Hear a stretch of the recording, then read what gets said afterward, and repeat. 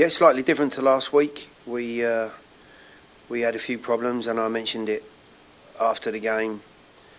A couple of illnesses, some issues with players. Were they going to be available? Weren't they? Much smoother week, bright week, positive week after a difficult result, of course. But guys are in a good place. Looking forward to probably the toughest challenge here, I would think, at this stage of the season against an informed Cincinnati side. Thank you, Coach. We are going to open the floor for questions. Claudio, feel free to ask your follow-ups as well. Thank you. Gary, Cincinnati comes into town undefeated, playing good football since last season. They ended up pretty well in the playoffs. What's different in this team from your studies that you have made of them in terms of what they bring to the table this time, especially because they've changed a lot of the players? Yeah, I mean, this evolution in their group has been going on for a period of time. I think we could certainly point to the fact that since Pat's gone in, Chris Albright as the GM there, the mentality around the group, some of the recruitment in the group has improved, and I think along with that, you've got a couple of players that have started to blossom as well, and the obvious one to point towards is Brenner, who in the past has had a big price tag and probably not met that. That criticism was probably a little bit harsh on the boy at 18 years of age, coming into MLS, very challenging league, but we're starting to see a very different player now. He's grown, his experiences around the league. I would think the fact that a Premier League side has, if we're listening to the press, have come in for him. Huge confidence boost. But I think the bottom line is they've got a shape, they've got a group, they've got a mentality that are far different to the first couple of years they were in the league. The credit around that, I think, has got to go to Pat, the way he works, and the staff he's got there. You've got Dominic Kinnear, who's won titles. Kenny Arena, who's very experienced. These guys that are obviously preparing the group, and Pat being at the point of that, have got them in a very good place, and they're a good side, and it will be a challenge.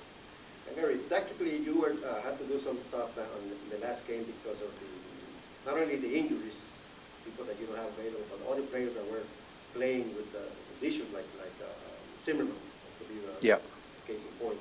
Is that getting any better for this week in terms of what the 11 you're going to have in the field? Yeah, an awful lot better, as I said in the opening statement. Walker in particular had a very, very tough week. I wasn't even sure he was going to make the field on match day. The fact that he played 90 minutes is, a minor miracle. But in terms of preparations and maybe one or two things that I wanted to try and help him with and the team with, because his presence is so unique on the field, it altered a couple of things for the group. But nevertheless, I honestly thought our performance there was as good as we've seen in New England. This week has been far different. Those guys have had a good week. I think the fact that we lost by the odd goal and the disappointment of that has resonated in the way that the players have worked this week. Good aspirations, great start in the first 3 games, and the challenge for us is to make sure we continue that form here. How close is Aníbal? Very close, yes. Caution last week in taking him. His work during the week had been pretty decent, but certainly some things that we would both look at. He obviously felt, and I looked at and thought, you're not quite where you need to be. Completely different look this week. I think slowly but surely he's coming to terms with what the injury was and how his body's getting over it. And you can normally tell by people's personality and attitude during the work. He looks like he's back to himself. Very bright. More importantly, a lot of tenacious work in his game, that physical contact that we've seen so much of with him. so much better than I saw him last week. He's moving in leaps and bounds. Thank you, Claudio. We're going to transition to Ben Wright. Yeah, Gary, Cincinnati has pretty consistently played out of the back three since pretty soon after Pat took over. You've obviously been pretty familiar with that shape. You've played with it a good bit, but from your perspective, like maybe what are some of the challenges of playing against that type of system? Well, I think I've said this before. I know I did in the lead up to the Montreal game. Dependent on how we're going to go about our business, you can make it very, very clear and match these teams up, and therefore your opposing target, opponent is clear and concise. And we might say, you know what, we're going to have a go at this, and we think that at home we're better than you. And if we don't, then the systems are going to be very, very different. And, you know, you might see something similar to previous home games, which dimensionally makes a completely different look to the game. And you're then looking at teams that, you know, try and dominate certain periods of the game. We saw it here with Montreal. They got on top for a period. They looked good with the ball, although there are aspects of our game and players out there that obviously made a world of difference. So I think me divulging what we're going to do or how we're going to play, Ben, would at least give their staff the opportunity to be ready, and it's very unlike me, as you well know, to make that too clear. What I will say is this: the way that they play and some of the aspects of their game, we've already spoken about the forwards.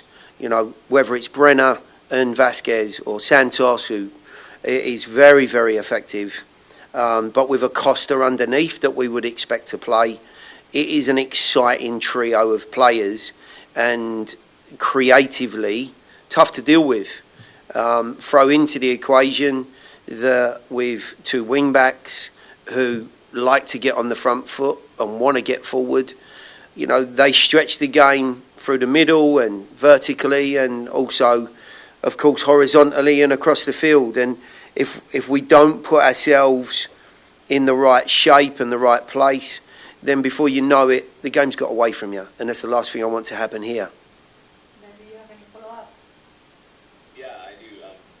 Gary, obviously your rivalry with Cincinnati goes all the way back to 2018. I'm thinking even back to Tucker Hume scoring at Nippert Stadium and doing the big bird celebration.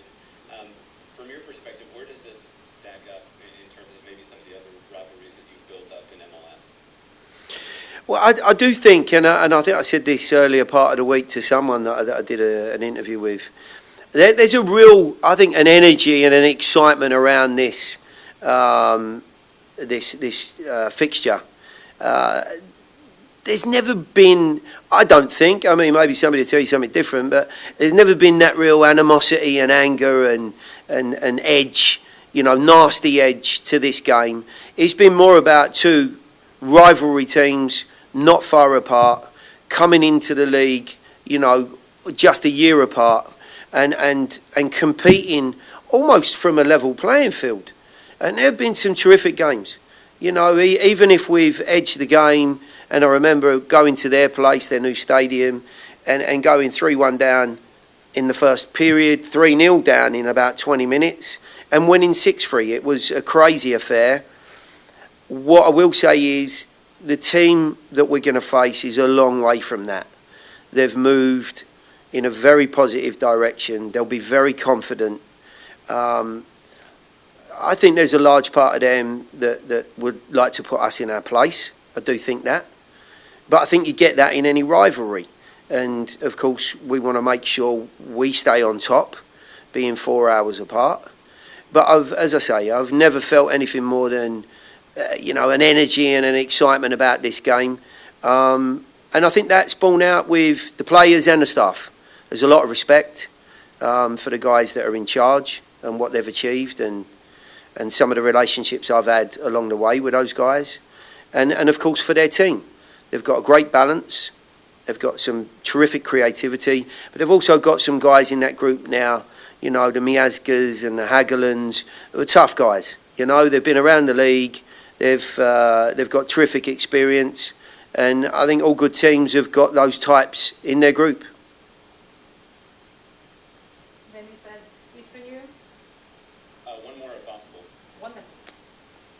Yeah, Gary, you super quickly, you touched on Anibal and his status. Do you have any updates on Randall?